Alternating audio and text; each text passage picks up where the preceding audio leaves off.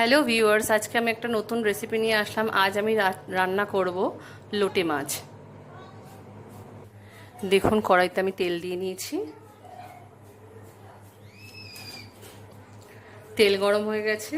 এবার কুচনো পেঁয়াজগুলো আমি এতে দিয়ে দিলাম।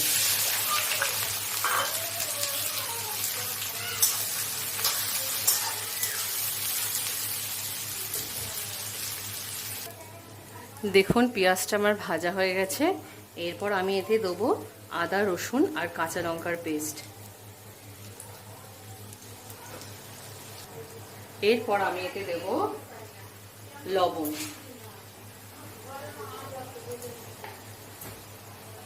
লবণের পরে দেব জিরের গুঁড়ো,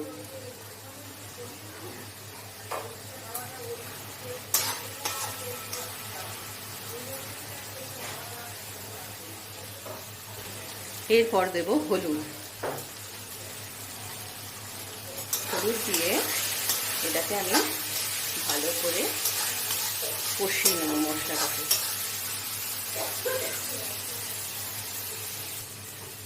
যে সামান্য একটু ভাজা ভাজা হলে তারপরে দেবো আমি টমেটো।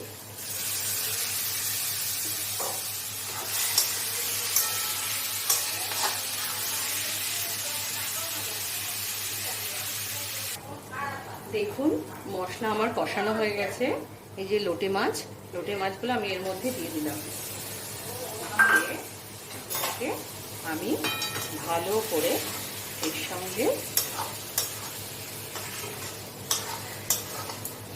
শুয়ে নেব।